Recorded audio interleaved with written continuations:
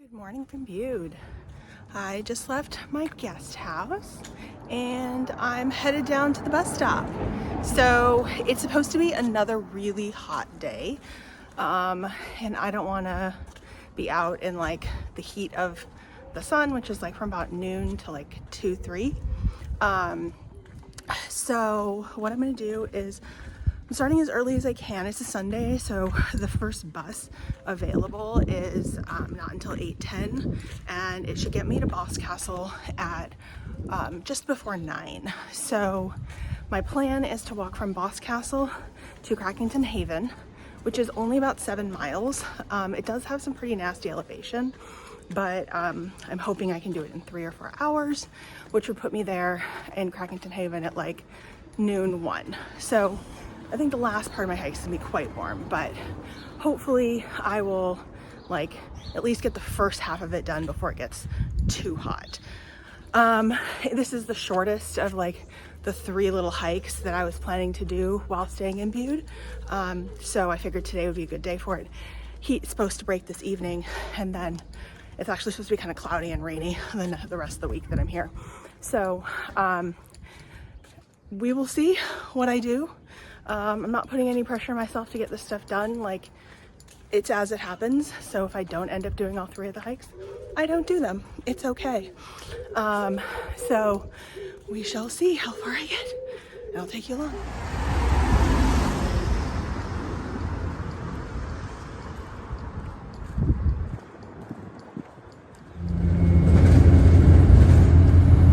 Hello from Boscastle. So it is this quaint little village in this river valley. I'm standing right next to the actual river, right there. And I was first here in, oh God, the first time I went to Tintagel, which I think was 2019.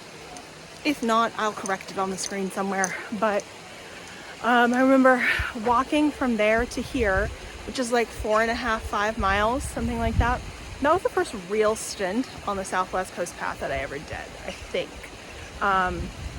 It was either this or the one up in Portreath, which is like 7-ish miles. And before that, like, I'd found the path. I'd like, walked a little to go see something, maybe a mile or something like that. Nothing big, like, at all. I didn't intend to hike anything until I came here.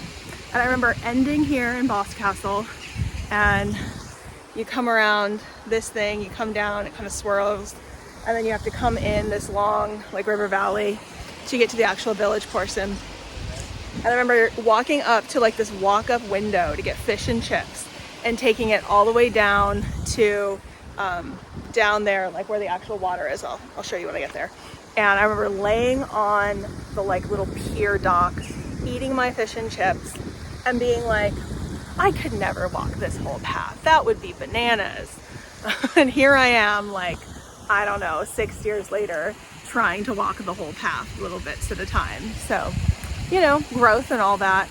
I am sad because originally when I was going to come do this section, I was going to end here in Boscastle. I was going to come from Bude, and I was like, oh, I'll get fish and chips at that same little fish chip window. It'll be great. Unfortunately, the fish and chips window did not survive the pandemic. So they are quite shut. Very sad. I'm sure there's other places that are lovely to get fish and chips in this village, but it doesn't have the same nostalgia, Okay, I'm gonna go down to the waterfront and see if I can find this side of the path. We are close to the water. That is one of the last remaining YHAs in Cornwall that allows you to rent just a room and not like the entire thing.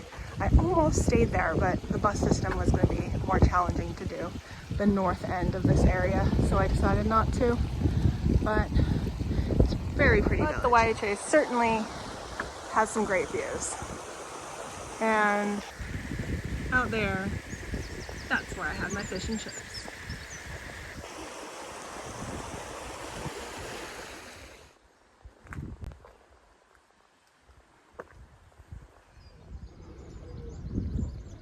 Lovely Boscastle. Welcome back to North Cornwall. to me. Apparently, there's some other path destination that I stumbled across. I'll have to look it up later.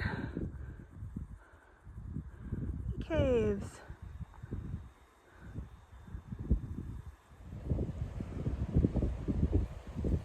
My map says Crackington Haven is far closer, but we shall see. We shall see. I keep hearing about this farm shop and cafe, but I'm like not even a mile in. If I was going the other direction, probably stop, but it's really close to the path. So not a bad stop, that's for sure.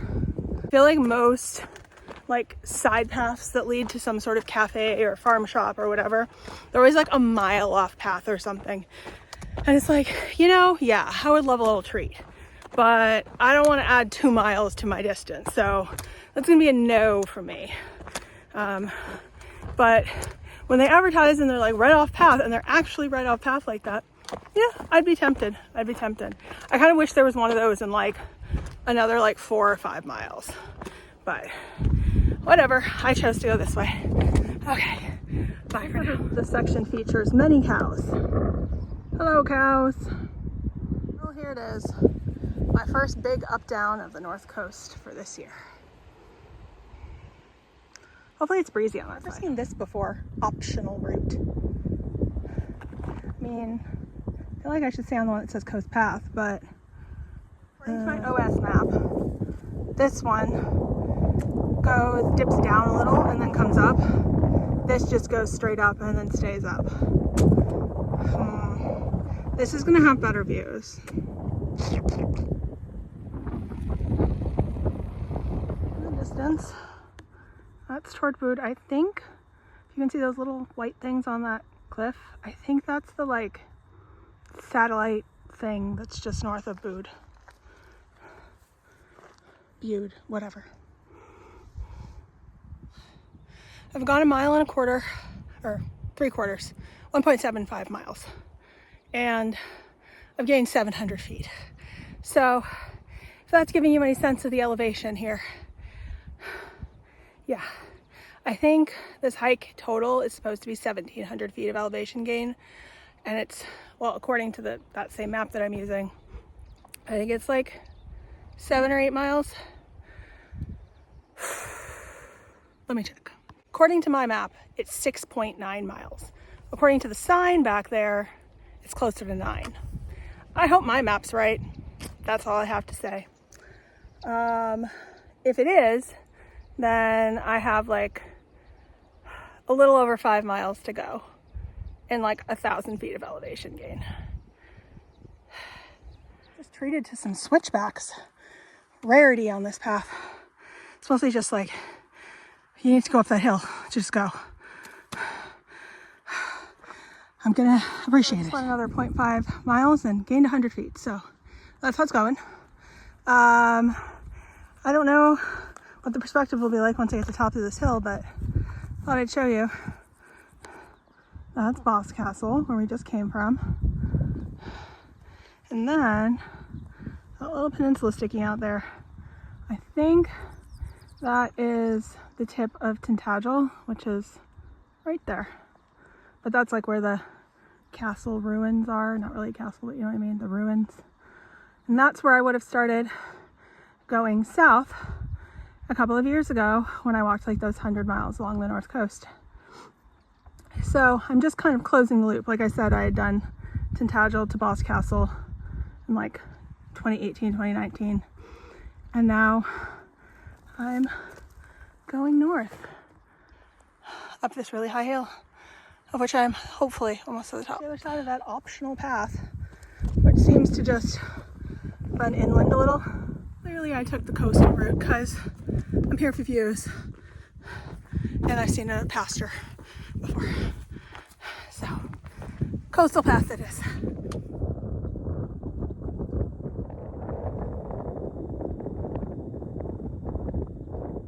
The view from lunch.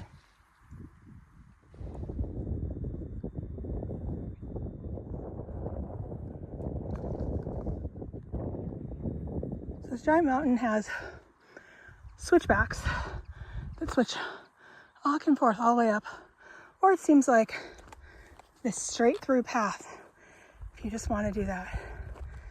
I'm currently switchbacking. We'll see if I change my mind before I get to the top, but it's wild. You can't even see the top from here.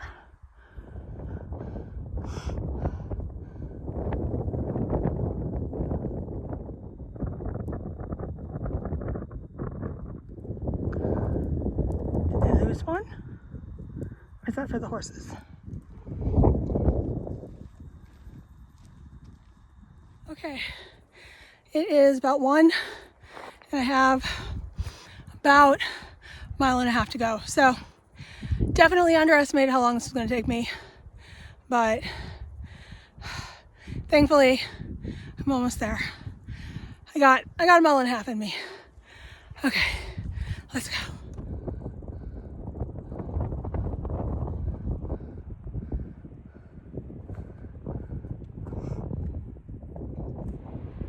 It's kind of cool to look down and be like, I've walked everything you can see and much more that you can't.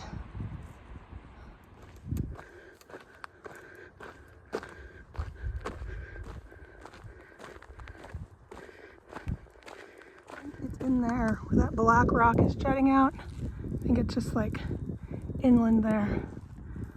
Probably have to go over that first, but so close, so close. I made it, or at least it is in my line of sight, so amazing.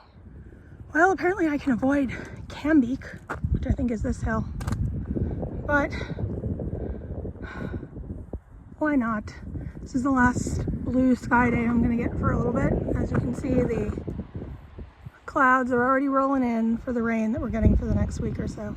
Apparently they are trying to get people to actually use the switchbacks.